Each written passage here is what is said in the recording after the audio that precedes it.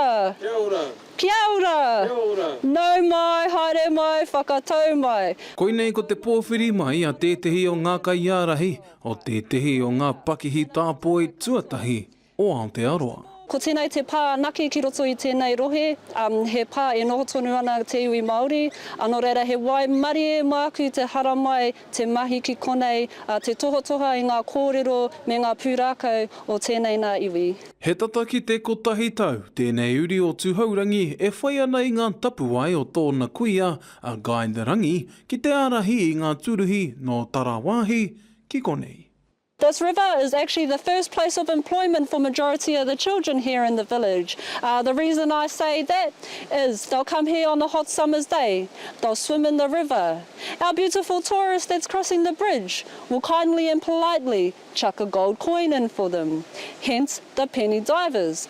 Ki te kore ngā tāpoi e hara mai ki tō tātou nei whenua, ki tō tātou nei taone nei, kore kau he utu mō tātou nei iwi. Nā ngā tūrehi anō, ka tākoha mai wā rātou moni ki a mātou. And we've actually been seeing increased visitor numbers above the national average, so we're thrilled about that.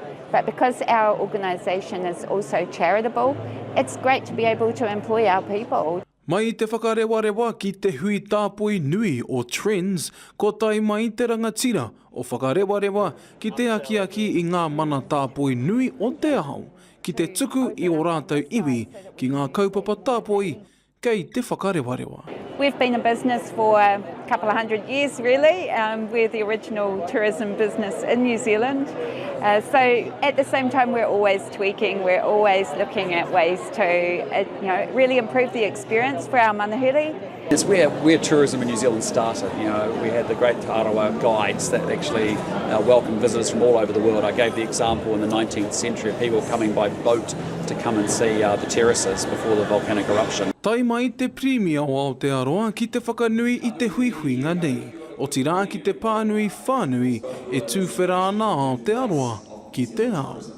It's just a phenomenal place, and I think Rotorua is just getting better and better all the time, and it's been really great to talk to many of the attractions here. Think about Te Puia and the incredible work they're doing, where we now have Rotorua and carvings from Te Puia in Minecraft.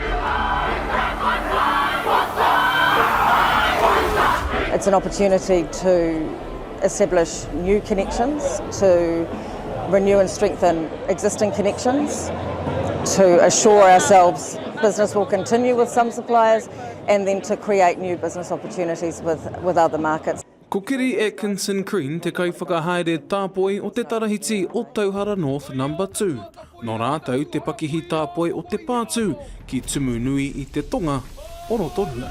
We're in around year 3, so for us we are building new business, but also strengthening existing business. So that's our main focus this time round. We will see new business, we're meeting people that we haven't met before, and we've got new offerings, more experience in our geothermal areas, changing our guided tours a little bit, so people are interested in those new products that we have.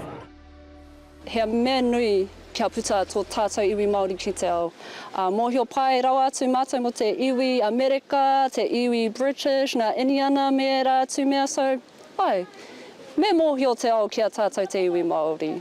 Korite mai ko ngā kaimahi o ngā pakihi tāpoi iwi Māori ki te manaki I ngā tūrihi o te ao ki ngā kāinga Māori maha, huri noa I te motu. As you can see, Kereru's doing a show just for you. When those geysers start going off, this area gets covered with steam. Te Kawa Paora, Aukaha.